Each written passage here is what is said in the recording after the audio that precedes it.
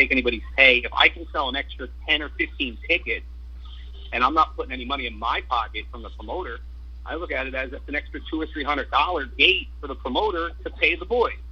And I don't bring gimmicks to sell. I don't bring 8x10s. I don't bring T-shirts. So, if I brought an extra 10 or 15 people out, and then they're there to buy your shirts or your 8x10s, not mine, because I'm not selling you anything. Okay. So I look at it as I'm literally trying to help people, and then they shit on me for it. Yeah, but their whole thing is like if the pre-show is there, they're saying like most of the time you're not even there to do any of that stuff. So it really doesn't help if you bring, if you bring 30 people there or whatever, put them in a seat. You're not even there until the show starts, or you're in the back. The way that we hear it, it's like you don't give a shit. And it's just, if you're saying that you have too much time on the YouTube and all that, how does that benefit these guys? These guys are sitting there. They got to go in the ring with you. They think that you don't give a shit. You show up whenever you want. You don't help break down the ring, etc. But you have a YouTube page, and they don't give a shit about your YouTube page. It doesn't benefit them. It doesn't benefit their sales if you don't show up early or whatever it is. It's just that's kind of the lack of respect for them. That's what everyone's pretty much saying. I understand that point. It's a valid point. Yeah, not really to me, because, like I said, I'm not trying to, like I said, I'm not there being like, I want to get to WWE. I need this booking. You know what I mean? I'm being asked to come in there. And one guy said to me one time, well, Tom Brandy's been here for 3 hours. Where were you? And I said, well, how much is he being paid to be here? Because I'm not being paid. I'm donating my time to this show to try to bring out some extra people. And if you don't think that 30 extra people buying tickets to the show is helpful, then I won't come next time. That's all. I'm not trying to disrespect anybody. Anybody that I'm in a match with is generally one of my friends. Like, they don't just book me with randoms. They usually book me with, somebody I know, somebody that does my own show, that kind of thing. So therefore, they know who I already can plan out my match before I even get there, because I talk to these people all the time. So it's not like I'm, screwing anybody over for their time or anything like that either. Okay, let me ask you this. Now, with anything that you do, whether it's a job you do for a living, things you do for your family, you take pride in what you do, correct? Yes. Okay, so when you're saying that you go to shows and it's okay, Tom Brandy's been there for 3 hours because he's getting paid, and you don't need to do that because you're not getting paid, you're kind of just telling people that you're really not taking pride in what you're doing, because if you take pride in what you're doing, you're going to do it to the fullest extent, and you're going to take pride in the company you're working for, the person you're working against, and all the boys and girls in the locker room, because you're showing by example that you care. But by you just telling me that you don't need to do that because you don't have time, or you're only going because you're invited, you're not showing the dedication, and that does have a trickle effect to everybody in the locker room. Understandable, but like I said, it's not because I'm going to say, you know what, I'm going to sit home on the couch and wait 3 hours and I'm going to disrespect everybody. It's because I'm working. I'm literally working 12 hours a day. And for me to take my time out to go to this show and wrestle on the show, that's a big undertaking for me. And I have to plan for it, and I have to plan an extra 4 hours just to drive to the show, get to the show, get dressed for the show, plan my match, wait for my match, do my match, and then leave. It's a good 4 or 5 hour window that I have to plan ahead for. Mm-hmm. To try to plan ahead for an 8 to 9 or 10 hour window is just not feasible for me. And if, the people in the independent scene, that's the biggest issue to them, that they don't want me around, then I won't be around. I have my own show to do. And Okay. I'm not trying to disrespect them. I'm not trying to not care about the promotion that I'm booked for. I'm literally saying, guys, this is what I can offer you. If you'd like to do business with me, let's do it. If not, I'm sorry, I can't do business. And the promoters are the ones who are saying, yes, let's do the business. So therefore, I don't understand why, Joe Wrestler on the card has to take issue with my deal with the promoter and what I'm doing. Well, first of all, promoters, the only thing they're thinking of is their bottom line in their pocket. They're not caring about the feelings or the mood set in the locker room. Okay, because you said, you got Joe Wrestler that might have worked a 12-hour shift as a police officer, or Mrs. Wrestler who just worked 13 hours with commute with being a teacher, and she does wrestling on weekends. So it's not just you doing your YouTube show and you're doing filming and your 5-hour window to not be able to do that because you're doing the wrestling because the promoter invited you. The promoter is going to invite you because in the long run he just thinks dollar signs.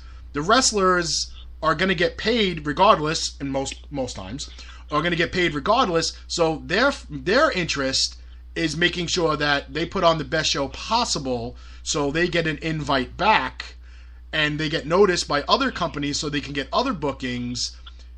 But that doesn't happen when guys are getting invited to the show that have the attitude of, well, I'm just here because I was invited here, and I'm taking time out of my busy day for you. To them, that just comes off as kind of selfish. That makes zero sense. Sorry, how does that make zero sense? Hold on a second. I don't really go to too many indie shows. I go to Warriors of Wrestling, okay? And over the last couple of years, I've gotten to know the guys. Before, I just thought about characters. Some of the guys, I started to get to know them, become friendly with them. I'm not saying I'm going to hang out with them on the weekends, etc. But I know some of the guys, they wake up at 5 o'clock in the morning. They travel an hour and a half in traffic to go to work. They get out at 4 o'clock to be at the Warriors of Wrestling by 6. Train to get ready, to go over the cards, to help build the ring. And then you're saying that it's okay, you do your work and just show up to be on that card just because the promoter says it. To be honest with you, I think you're a dick. Oh, Jesus. I'm not just saying. I really do think you are a dick.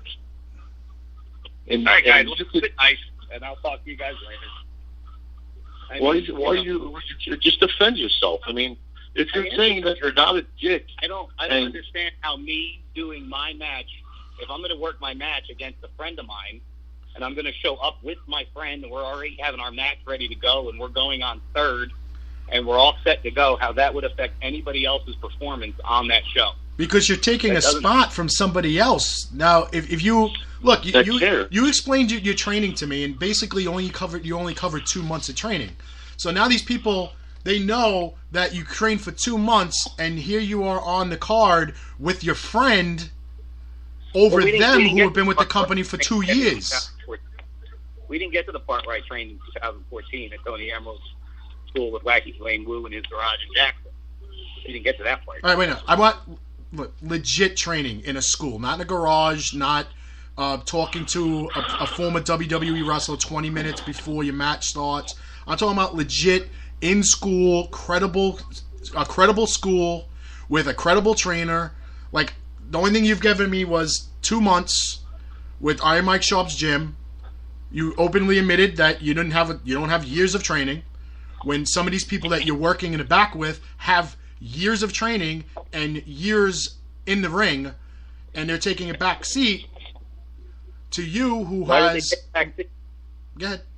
Rob Fury will put 12 matches on a card. I know.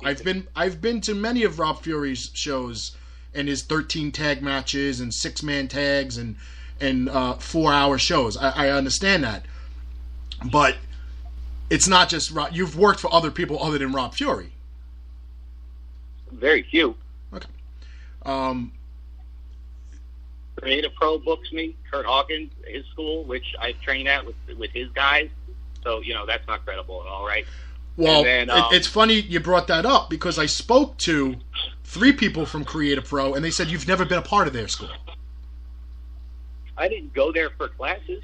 I've gone there before classes, and we've worked over things for our show, what we were going to film or whatever. Was I training in their classes as a paid student? No. So you basically you went there early and you went over some move sets and they gave you some advice and things like that. Yeah. Okay, so that's not legitimate training. You know. Kev, I played PlayStation tonight on WWE. No. Am I legit to go in the ring? Definitely not. Yeah. But you don't understand why these people would be pissed off that you're in the ring. Why Aaron Bradley and Brandon Kirk came out and took it upon themselves to end what was going on in the ring. You don't understand why that happened? There's no reason whatsoever for anyone to ever attack anybody in the ring. I'll talk to you guys later. Why are you hanging out? Defend yourself. Well, he's gone. Yeah, a little bit.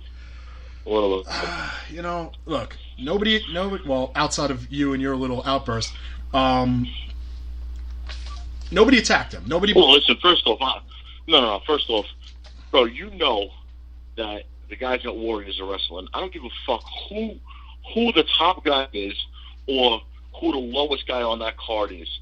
Every single fucking person on that card will be there when Joe Bellini tells them to be there, to set up that ring, to be there for their training, all that shit. That's just respect. You come there, if the card starts at 7 o'clock, his kid shows up at 8 o'clock, and he doesn't go over his sponsor because, me and Kevin are wrestling, I don't have to go over it. We could go over it on the ride home, right there when we smoke or whatever, and just bullshit. Hey, I'll give you a suplex, and you can touch my cock, and, come on. That's fucking disrespectful for all those other guys that put in time and effort. That fucking 2 weeks of training, come on. He probably drove past the fucking place every day for 2 weeks. He doesn't know fucking training. I've watched some of his fucking matches on his YouTube shit. Everything's in his fucking backyard, and his house looks like the fucking little shack. They come out of the bathroom. Oh, that's my dressing room, the bathroom. Come on. He's got to have a decent sized house, dude. He's got over 10,000 figures. You got to put that shit somewhere. Oh, he's a fucking loser. He got 10,000 figures. Good for him. Who the fuck cares? 10,000 figures. Yeah. Maybe instead of buying figures, buy a fucking decent pair of wrestling boots and get your fucking answer to the gym. You fat fuck. You want to call everybody else that? I'm allowed to call people fat. I'm fat. All right. That's what he should have said. He should have replied to Nia Jax and said, "I'm fat myself. I'm allowed to call you fat." That's what he should have said. All right. Instead of saying, "I'm sorry." Funny, This was Nia Jax's tweet. It said, "I'm guessing he wants attention," and tagged him for his horrible behavior, making fun of my weight, which is completely unoriginal. But what gets me is he's shouting degrading things towards women in front of a young girl. Good job, buddy. Which he did. He had a little kid sitting next to him. I don't know if it was his daughter or not. I have no idea. Okay. And his response was, I guess I messed up this time. I'm sorry. I will work very hard to be better. I sent an apology to Nia Jax and removed the video. I'm so sorry. I feel like a total piece of crap now. I hope you'll accept my apology and I will remove the video. I'm a huge fan of all involved in the women and men's Royal Rumble. Sometimes I get carried away trying to be shocking. Mark. So not only is it on, like he may have taken the video down, but Spotlight put it on. Come on, I mean, there's plenty of other websites that posting that shit now. I played the audio of the video, so I have the video.